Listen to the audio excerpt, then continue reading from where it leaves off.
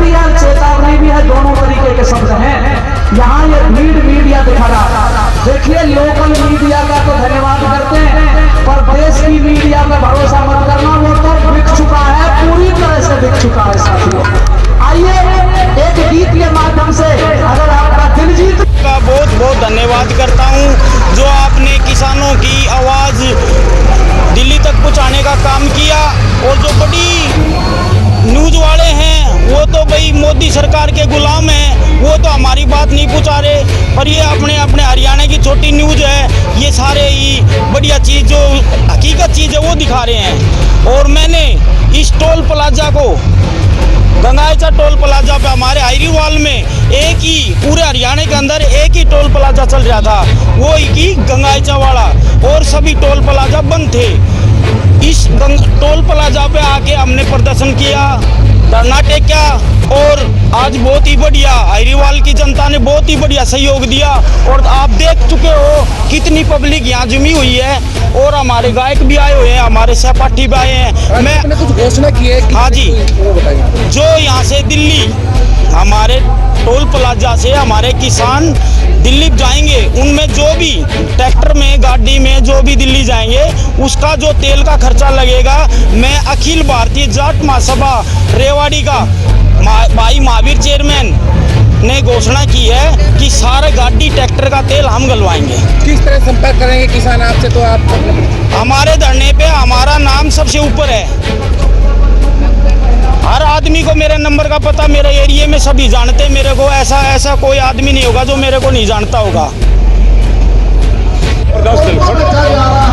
धनखड़ खाप का प्रधान और सर्व खाप पंचायत का कोऑर्डिनेटर, जो आज ये आंदोलन हो रहा है एक हमारे गांव का है, मेरा नाम राशि है, जो मेरी वजह से यहाँ तक वो पहुँचा है। किसान सेल का अध्यक्ष बना, फिर कृषि मंत्री बना।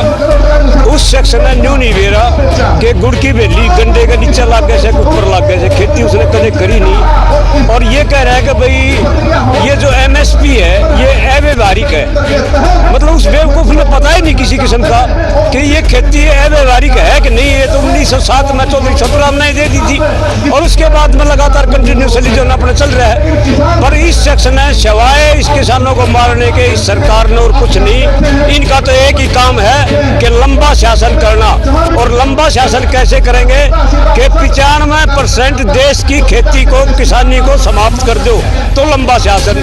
तो इन्होंने ये सारी जमीन हड़पनी है, किसान इसको मजदूर को कति मारना है, जी से मारना है। इन्होंने काले कानून में ऐसे बना दिए जो देते नहीं, वो मतलब हम तो ले रहे नहीं उसको, और वो देने की कह रहे हैं, ठोकर लाग रहे।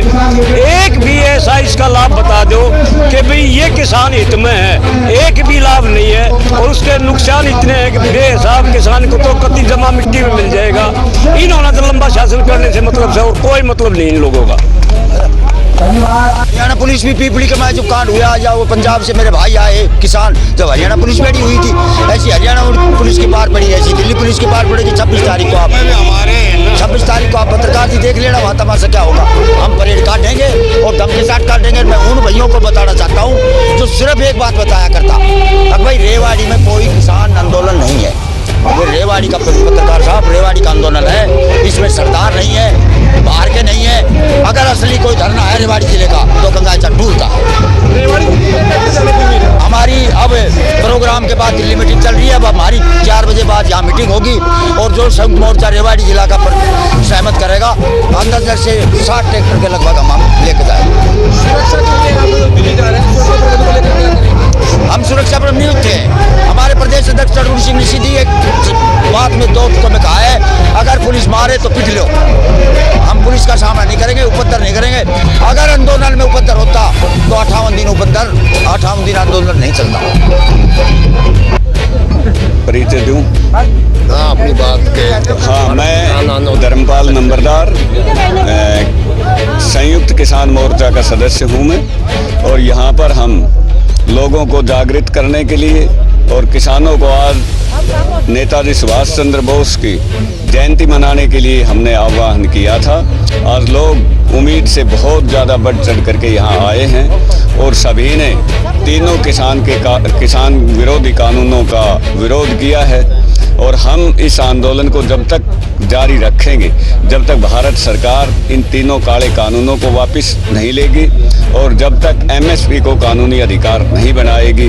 एक बिजली का भी बिल इसके साथ है जो प्रस्तावित है, जो चौधरी है, मैं जिला पलवल से आती हूँ, उसके पास जोधपुर गांव है, वहाँ से बिलोंग करती हूँ। किसान आंदोलन में आए हैं, इनका मनोरंजन करने आए हैं, इनका समर्थन में आए हैं। मनोरंजन का हमारा कोई मकसद नहीं है, हम किसानों के बच्चे हैं और इनको समर्थन करने आए, इनके जोश भरने के लिए आए कि कहीं किसान पीछे ना हट जाए। तो क्या आगे 26 जनवरी को दिल्ली जाने के लिए लड़ रहे हैं? क्या आप जैसे कलाकार भी इनके साथ दिल्ली हाँ बिल्कुल जाएंगे, पीछे नहीं हटेंगे हम बिल्कुल भी। हमें किसी का डर नहीं है, जो होगा सो देखा जाएगा। किसान एकता जिंदाबाद, किसान एकता जिंदाबाद, किसान एकता जिंदाबाद।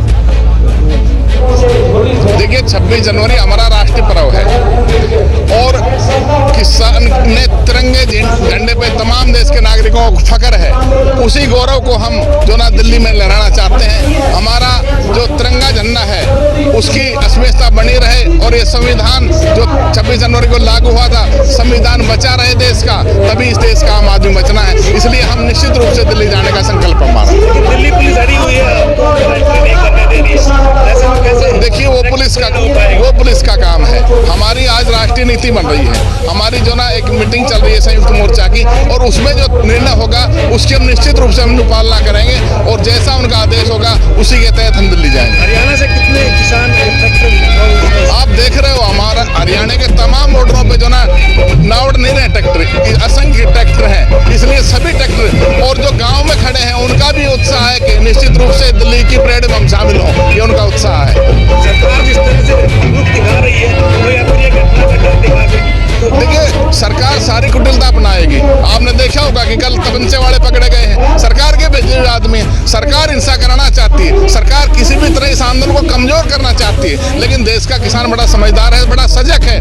निश्चित रूप से इनके सारे जो नाथकंडे फेल होंगे और निश्चित रूप से विजय श्री इस देश का किसान पाएगा, निश्चित रूप से आगे बढ़ेगा देश का। किसी तरह का कोई घटनाक्रम होता है तो उसका किसे मानते हैं? देश में यदि कोई घटनाक्रम होता है तो उसके लिए सीधा सीधा सरकार जिम्मेदार है। सरकार कहती है कि उग्रवादी है, सरकार कहती है खालिस्तानी है, सरकार कहती है पाकिस्तानी है। कहीं एक आदमी को सबूत साबित तो करेंगे। सारी एजेंसियां इनके पास हैं, कहीं किसी तरह का लवालेस कहीं है तो फिर सरकार क्या कर रही है? सरकार क्यों बात कर रही है? आपको लगता है कि क्या एंट्री कर पाएंगे आप, करने देगी सरकार? देखिए देश की राजधानी है और देश की राजधानी है, वो देश की राजधानी में सबका हक है। हम निश्चित रूप से आगे बढ़ेंगे, जो उन्हें करना वो करेंगे, हमने करना हम करेंगे, हम आगे बढ़ेंगे निश्चित रूप से। मैं पलवल से हूँ, हरियाणा से पलवल से। मेरा नाम नरदेव बेनीवाल है, सब लोग जानते हैं जी।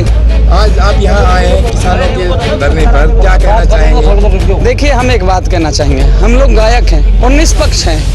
जब किसान दुखी है और किसान नहीं चाहता तो मेरी सरकार से निवेदन है, किसान से बड़ा देशभक्त इस दुनिया में मुझे कोई नहीं। मैंने जितना पढ़ा है, महर्षि दयानंद सरस्वती को मैंने पढ़ा है, चौधरी चरण सिंह को मैंने पढ़ा है, चौधरी छोटू राम को मैंने पढ़ा है। इनसे बड़े व्यक्ति आज की डेट में नहीं है हिंदुस्तान की पार्लियामेंट में। जब वो किसानों के हक में, जब किसान कानून नहीं चाहते तो भारतीय सरकार से निवेदन है, इन किसानों को भारतीय माने, इनसे माफी मांगे और इनको ये कह के कि ये कानून वापस ले रहे हैं तब सरकार घर भेजे। हम ये कहने के लिए लोगों के बीच में हैं। बेनीवाल जी माफ करना, हम आपसे ये पूछना चाह रहे हैं कि आप किसान आंदोलन में आए हैं, आप अपनी गायकी के लिए आए तो आप अपनी बिजनेस के रूप में आए कि इन्हें फ्री में? ये तो ये लोग बताएंगे कि मैं बिजनेस नहीं, मैं नहीं, पूछ लो।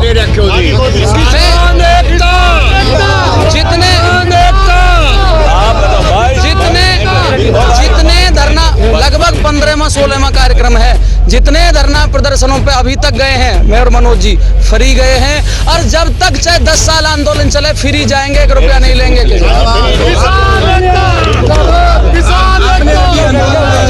गायकी के बीच में जियो की सिम को लेके कुछ कहा था, क्या बताएंगे? नहीं भाई साहब, सीधा सा है, जो व्यक्ति किसानों के विरोध में खड़ा है हम उसके साथ नहीं हो सकते, हम उसके विरुद्ध हैं, सीधा कह दिया हमने, सीधा है। जियो की सिम तोड़ने का ऐलान किया था। नहीं तोड़ना, पोर्ट करवा लो, दूसरी जगह पोर्ट करा लो, क्या दिक्कत है?